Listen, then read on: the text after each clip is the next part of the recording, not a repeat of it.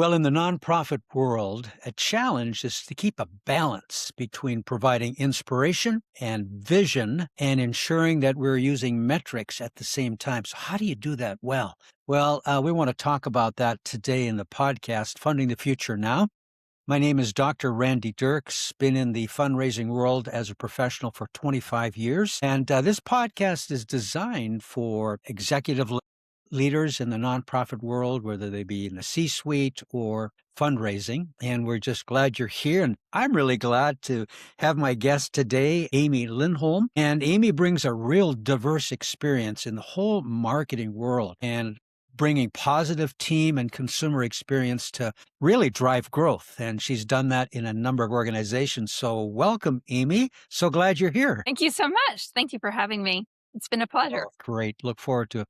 Well, Amy, why don't you just take a moment or two and Sure. introduce yourself to our audience? Love to hear a little bit about you. Not a problem. As you can see a little bit behind me, I'm a former runner triathlete. So I'm kind of those people that do crazy things. I had a philosophy of why be good at one sport of running when you can be bad at three for triathlon. So There you I love go. to try to experiment with different things and see how we do. But I think that's part of what I do in my personal and professional life. Tend to bring focus, structure, and inspirational leadership to different organizations, whether it be within marketing and brand management, it could be data analytics, it could be customer service and experience.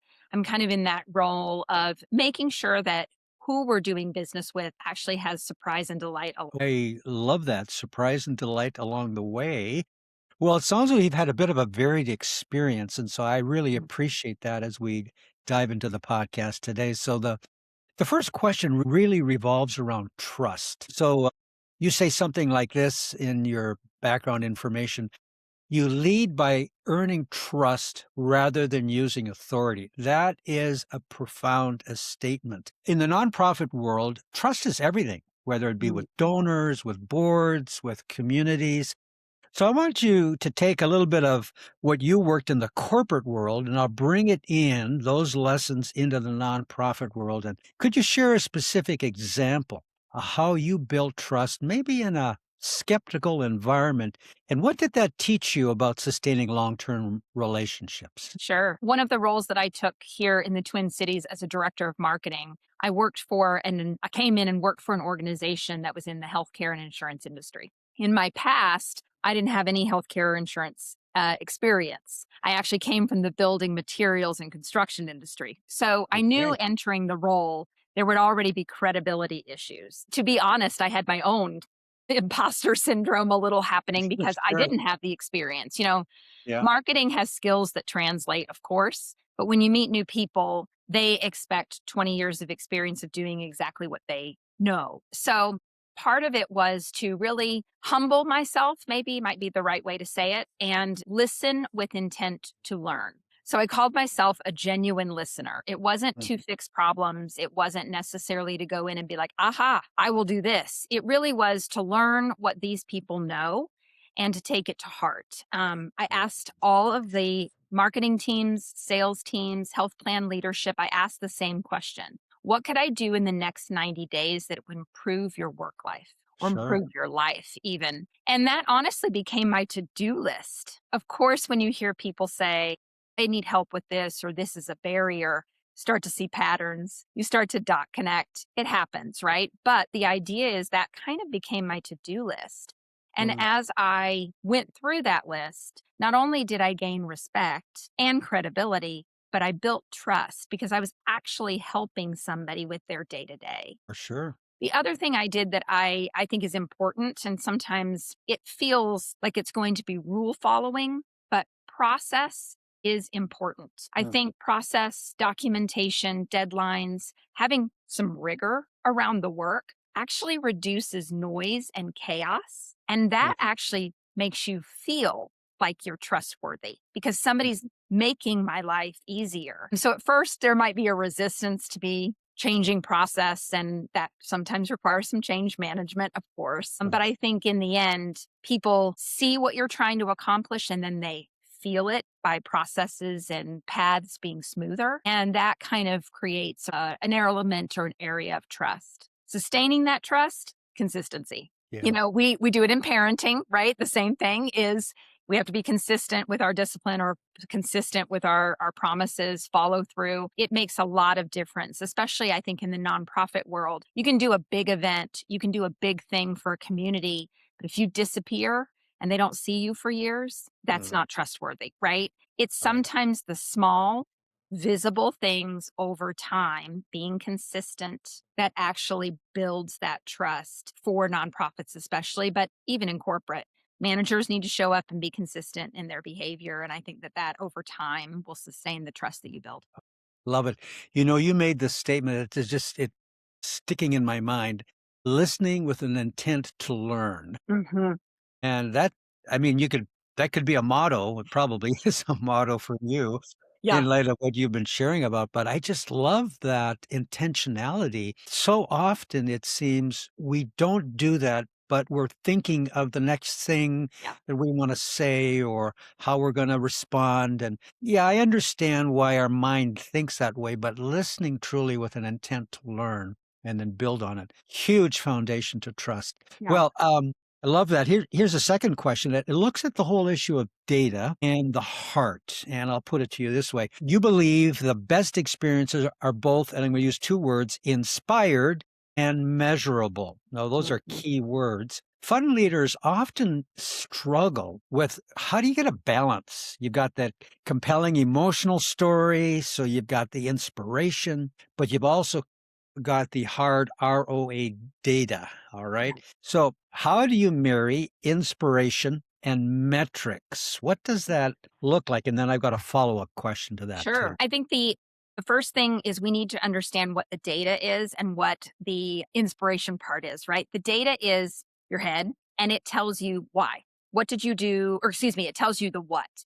What did you do? What did you accomplish? What were you trying to do in the process? Sure. But the inspirational story, that's the why you did it. And so a lot of times when we do answer questions, just even in our normal life, we say, well, what did we do? But why did we do it? And marrying those things together actually tells the better story. I think of the word stewardship, especially in nonprofit, right? We don't use that word very often in corporate, but really it's what we do. When I'm given a budget to do marketing, I'm going to do a lot of what? I'm going to have data, but the why, we often even forget that, I think, in corporate. I worked in talent acquisition marketing for a stint, and we tried to talk about if we got candidates to apply for jobs, certainly there's metrics and data that we're sharing. But how many more patients was that hospital being able to see because we filled roles for nurses? How many more people got access to claims faster working for an insurance company because we hired or filled more of their open roles? We really don't talk about that way in corporate. Tends to be that you see more of that in nonprofit, right? You see the outcome. So and so's lives was changed, so and so. But your donors, your volunteers, everybody needs that stewardship. How are you using, what are you doing with the money that I'm giving you, with the time investment that I'm giving you? And I think that's the data piece. It is how many lives did you touch? How much Mhm. spending? What was that cost per? Those sort of metrics help show that you both are being a good steward of the funds, as well as having events and efforts that change lives. And I think telling that story together makes a really strong, compelling effort in a nonprofit. But I think even for corporate, I think we need to do more of that too, is tell the why that we're doing something. Yeah. I love those two words, the what and the why. If you just keep those always in your mind, it certainly gives direction. So here's a little bit of a follow up. What advice would you give organizations that are trying to prove impact? So that maybe is more the data side, but they don't want to lose the heart of their mission. What really is why we're doing what we're doing. Yeah, well, first I would say what are you measuring? It always kind of goes back to goals, right? What are we trying to accomplish? Some organizations really are just trying to raise money. Okay, but Hmm. there is going to be that metrics piece of it, because how much did you raise, but then what did you do with it? There, For again, sure. the why. So I think it really is two parts together. But it goes back to what is your goal? Make sure that you're measuring that goal properly. And then I think the more you have access to the after effect of your efforts, that brings in the story of people. And I've seen all different kinds of marketing, but when you actually have someone whose lives was changed by your product or by an effort you put on or an experience that you had, and having that person tell that story directly, that Mhm. is most impactful. So you can have a list and a PowerPoint and a big presentation about data and the stewardship of it, but actually having people come back and share what they've done, not just in the immediate future, but, you know, a couple months later, a year later, how has their life changed? That Mhm. brings out a lot more of that emotion, and it really reinforces the data that you just shared. They're taking care of what I'm giving them and they're making a difference. It really solidifies both together. So I would say that's part of it. It's you need both, but it's also maintaining those relationships that the lives you're changing for longer than just the immediate impact so that you can really see how you impacted them in the future. Sure. It reminds me of sort of change in my own thinking of communication. I used to talk about more about the what, we as an Mhm. organization did all these neat things. And they tend to be more the macro level, how many lives and how many things we did. And you talked about a person's life changed. And it's causing me to think that if we tell those stories about those individual people, what happened to them, we really, in a way, are marrying data and impact That's in the right. life of one person. And so that's just a great way to do it. Well, you've led teams through major transformational change. You delivered a 300% growth at United Mhm. Healthcare. You navigated organizational shifts at Louisiana Pacific. Nonprofits, I'm speaking from experience here, they often face change fatigue with limited Yeah. resources. We're always saying, where are the dollars coming from? And there's so much challenge and fatigue out there. What's your framework for getting stakeholder buy-in when people are stretched thin and change really feels overwhelming? Yeah, I had an experience where I was asked, it was an agency and it was a long time ago, so I'll say it that way, but, I had a client who had gone through a planning process. It was arduous. I was about to go on vacation, and so I was very, very excited. And something happened in their budgeting, something happened with leadership change, and they came back and my boss came to me and said, "We have to ask you to cancel your vacation." And, I was really looking forward to it, and, I think in today's age, many people might say, but, it was a situation where I knew if I walked away and I left that with my team, that was going to be really hard on them. It's not the kind of leader I wanted to be. Yeah. Plus, I was in that situation or that seat for a reason. And so I said, okay, I will stay. So I remember the day that I walked into that room with all those people and the look on their face. Everybody's having to replan, everybody's having to do it again, and you can just feel the weight in the room. Like Yeah. I'm tired, I'm exhausted, all of these Mm. things. And so the first thing I did was be grateful Yeah. and tell them what I thought of them, that they Mm. were smart people. I know that they can do this because they've done it before, that I Sure. really liked these ideas. Maybe you could encourage and find some shortcuts. Hey, that idea that we shared or that we didn't share, let's pull that forward. Maybe that Yeah. there's something there. Like let's not just Yeah. throw out the baby with the bathwater. Right. Let's try to bring something that we've done before. So I Mm. really do find that step one is encouragement.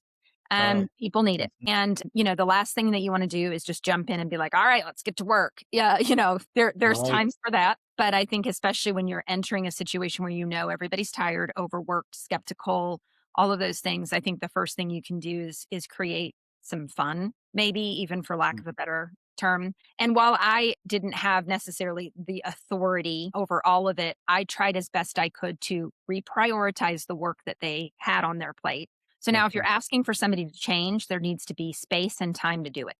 People need Sure. more time to do harder things, right? Yeah. There needs to be more downtime so that the brain can rest and then Right. come back and get at it again, right? We've all been in situations where we've had to do harder things and it just takes more of us to do it. So to ask for somebody to do a bunch of change on top of everything else in an urgent deadline is just not going to work. So, Mm. as best we can, leaders need to reprioritize and say, let me give you some space for this, and then try to make the path smoother. So, be genuine about it. There's pros and cons to this, but Mm. bring in lunch, do an offsite, have an evening happy hour, things Yeah. where people can actually relax and that they know you're taking care of their needs as much as you can. So I think it's kind of that twofold of how can you get work off of their plate so that they can do what they need to do and change, but then also bring in a situation that makes it easier. And that can be in a wide variety. Sometimes you just got to get creative, in Sure. different things. So I think that's the part of it. And then I would say the last thing really is be in it with them. Like I said at the beginning in the story, I knew that I needed to be there. Me going off on vacation and asking the team to do the work without Mhm. felt like I was like, I'm on the pedestal. This is my situation. I don't need to Right. be in it. It's not fair. It isn't always the way that that's going to work out. I know, but I see more leaders that roll up their sleeve and I'll sit Mhm. with you, even if they can't participate in the work in a That's right. certain way.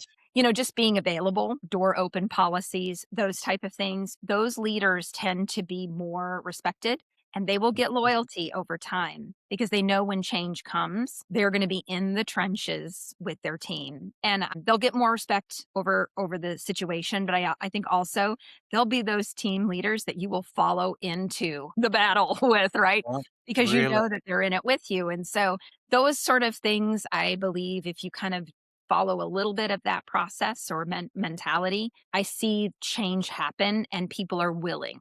They're willing to try. So good, Amy. Wow, that could be a book in and of itself. You talked about encouragement. It's this whole idea. Sometimes it becomes so easy in the C-suite to talk about us and them. Yes. Oh, And the yeah. other way around. Whether Marketing, it's sales. I mean, there's always this, yeah, combativeness. yeah, these silos that are created, but the Yep. sense of creating a true spirit of team, and I heard you saying that and rolling up your sleeves, identifying, being a part of the process, not that closed door policy. That speaks such great volumes. And in the nonprofit world, speaking from experience, salaries are a little lower than Yep. they are in the for-profit world. And so, but people are there because of the cause, because they believe in it, they feel it. But when there can be that encouragement, then people will say, yes, I'm willing to go to this next hill and climb this, fight this next battle because you're with me. That is so good. I love that. Well, that's Yeah. great. Well, here's another question. It's a little bit on the strategic focus. With your 25 years of experience, you've clearly learned to prioritize what matters most. But many nonprofit leaders, they face what we'll call competing priorities, limited budgets. Every program seems critical. So how are you arranging the chairs on the deck so things are properly cared for? How do you keep leaders, or I'll put it this way, how do you help leaders identify where to focus Mm. resources for maximum impact? And then I have a follow-up question for them. Sure. I will say first and foremost, this is difficult. I mean, it doesn't get easier, right? And nonprofit to corporate, we all have the same problem, right? What are we going to do? Where are we going to spend our money? Where are we going to spend our time? And there's always competing priorities. So I wrote down a couple of questions. I want to make sure that I get them right, but I try to ask sort of some questions of the projects and Mhm. see what kind of floats better to the top versus falls maybe to the bottom. And so one of the questions I ask is, what's more aligned with the mission right now? We all have long term goals, right? Sure. Big dreams. We want to do this for these people, but sometimes there's more of a short term need. I think Mhm. about people that say, hey, we need this cool MarTech system. Great. Yes, a big MarTech system, but you may not have the budget to pay for the right bells and whistles. So, is there something that is more important to do today that would Right. be beneficial and get you there in the long term, but you can't just go do that now, as an example? Then there's two questions, they kind of go hand in hand, which is what will make the most impact? How much of an effort will this take? Because there's a balance, right? You can Mhm. say, this is That's right. something really important, but it also is going to take everybody. And if there are some things that are needing to be managed by a team that can't separate their time, from that effort, well, now you're not going to do that one thing really, really well, even though it's going to be impactful. So you do have to weigh those two things. Do I have the resources to be able to do the effort to the extent that I need it to be? Or do I need to reprioritize work in order to accomplish that? And as you weigh those two items, you may decide, even though that's most impactful, it's also going to take so much resources, it's not good to do right now. Mhm. But maybe Sure. we plan for that in the future. And then the last question really I think is a best one for nonprofits, but maybe corporate should think about it a little bit harder too. Will this build trust or degrade trust? I Okay. have an example of a friend of mine. She actually works in nonprofit and event management, and there are so many events that their team is uncovering. We need to do this. We need to do this. We need to do this. Well, there's Mhm. no more team and no more resources. It just continues to pile on. And as you know, with events, it isn't, I do something today and I can do it, throw on an event tomorrow. There's a lot of planning and Yes, steps. for sure. So, with more things piling on and no team and no resources, what's happening is things are falling through the cracks. Communication is not getting out on time, which means then donors and attendees may not be able to attend that event. And so things are sort of coming along looking a little sloppy. Yeah. And what does that do? That probably degrades trust more than builds trust with your Uh-huh. volunteers, your donors, your leadership. So, if in that case, if they were to just choose the right events, Yeah. minimize the list, they'd probably show up and do better in smaller increments, right? In one event at a time versus 10 events, 5.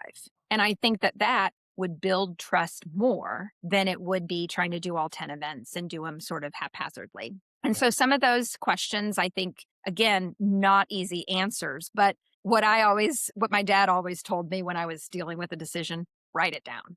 So grids, lists, all of those things, we have to Sure. go back to old school methods, write it on a Yeah. whiteboard, but being able to actually do some of that tension pulling and really looking at things, do a score system, however it is for you to sort of get to a thinking about it in terms of logic versus emotion, because the Yeah. less emotion that we have in it, it's going to be easier to make a decision. You'll see the facts. And so I think sometimes writing it down black and white actually helps us do that method. So true. I love what you talked about with regards to keeping sort of building trust as a foundational grid that we measure things. Trust of the employees, trust of the donors, trust of organizations, always looking at the trust issue as a lens that we measure. So that was great advice. Well, this has been wonderful, but I've got some fast, what I call my fast five at the end. Sure. These are not about your professional career,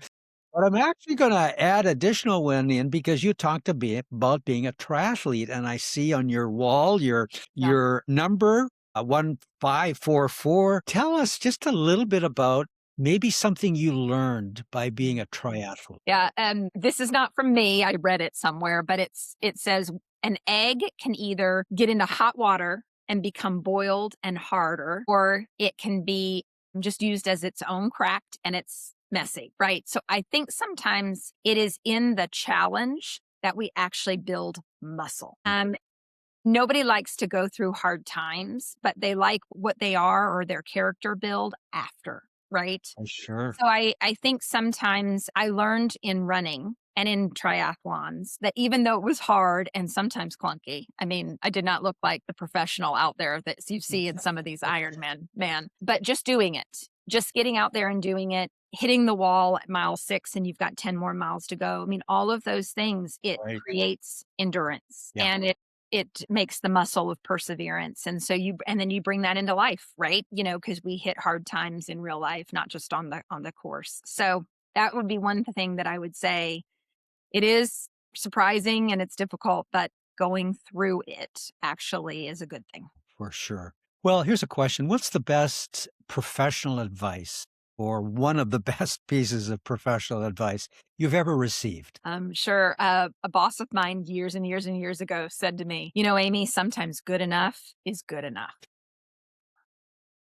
And I think Well that, put. yeah, sometimes, especially as a perfectionist, we want to see the perfection. It's just Yeah, not possible. We need to lower our standards a little bit because most people around you, they're not looking for the perfection either. And so sometimes good enough is good enough. yeah, I love that. What's one daily habit you cannot live without? Yeah, morning devotionals with Jesus. I think I notice when I don't do it. And so, that practice sometimes isn't as consistent as I would like it to be. Mm. But I do notice when I start the morning with the Lord, it centers, it calms you, it Yeah, brings the peace that you need to get through the day. so good.